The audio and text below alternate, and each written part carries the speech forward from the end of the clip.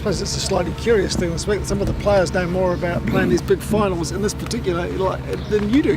You're sort of new to this in terms of the Mitre 10 Cup Final. Oh, absolutely. And look, we've had a good experienced group that through the course of the campaign have been really valuable to us. So there's plenty of guys in that room who've been in before, and there's also plenty of guys who haven't. So it's a good mix, and there's been some good stories told, and we're always proud of our history and we look back. So we always carry a little bit forward from each year. So it's been nice to have those guys around. Does it feel different this week? A little bit, yeah. There's a little bit more edge. I felt there's probably more edge last week. You get into a semi-final, obviously the goal is to get one step further, but once you're into that finals week, it's about sharpening the axe, and I think they've been pretty calm, pretty methodical, but there's certainly some edge there. Is there an extra edge too because it's Tasman, or is that familiarity take the edge away because they know each other so well? No, I think both teams love playing each other, and there's been some big contests over the last few years. So the final last year was a big game, and I think it gets the fires burning on both sides of the fence. So our boys are pretty keen to get stuck into them. I'm sure they are us as well. From a personal perspective, you're a one-season coach and this is your last game. How do you view that?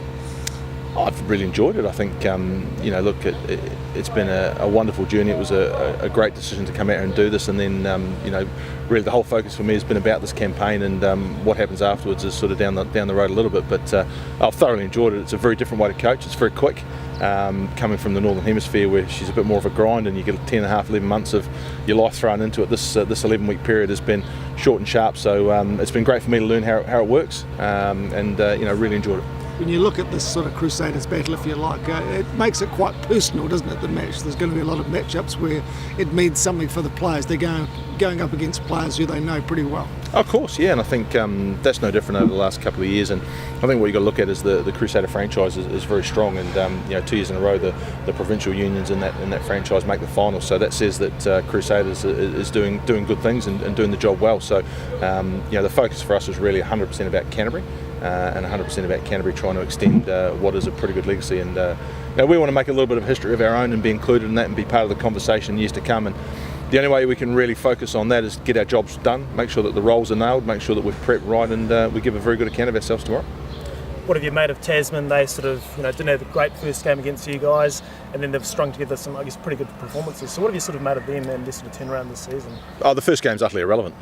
That's not the Tasman team we're playing this week. They were outstanding last week against Taranaki, and for them to go up there and knock over probably the form team, they did a really good, solid, professional job, and I felt their big players really stepped up well last week. So they're a very different beast, and they've got threats right across the park. So we've got a ton of respect for Leon and those boys and what they've achieved this year, and it's very much an even money final, I think.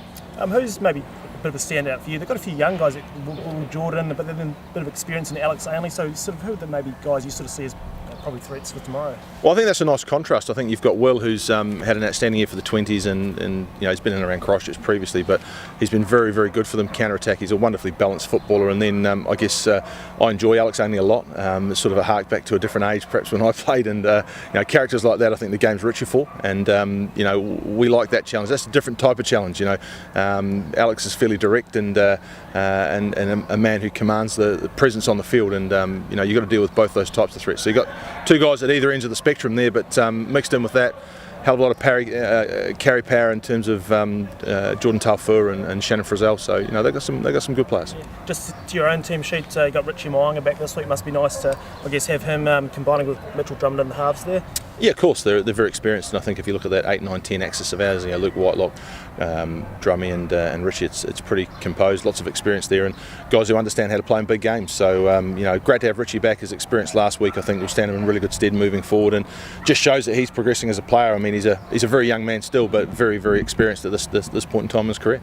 Joe Maddox said the other day that you love and hate Tasman in the same breath, and James Lowe said that when the Chiefs lost the semi-final, he was really looking forward to getting one back over Canterbury. Do you agree with all that? Yeah, I think sometimes you've got to find your personal why, don't you? And everyone's got a little bit of a personal battle that they want to run, and teams they want to beat for whatever reason. I think you find that amongst these two provinces that they both want to knock 7 bells out of each other, and then they'll be really happy to have a beer afterwards and talk about it. And I think that's what rugby should be.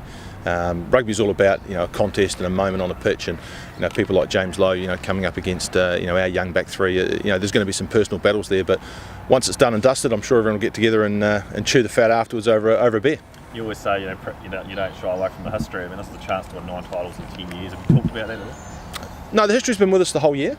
We haven't specifically just focused on it this week at all. It's been part of our entire campaign, and we're very proud of that history, and it's something that you can't ever get away from. So you need to talk about it and celebrate it, and we've celebrated some of the old greats along the course of the season, and different people have popped up to tell a story or two, and it's been fantastic just to make sure that everyone who's playing now is really well connected to the last period of time going back to '77. So the reality is that it's been with us right the way through, not something we've just focused on this week.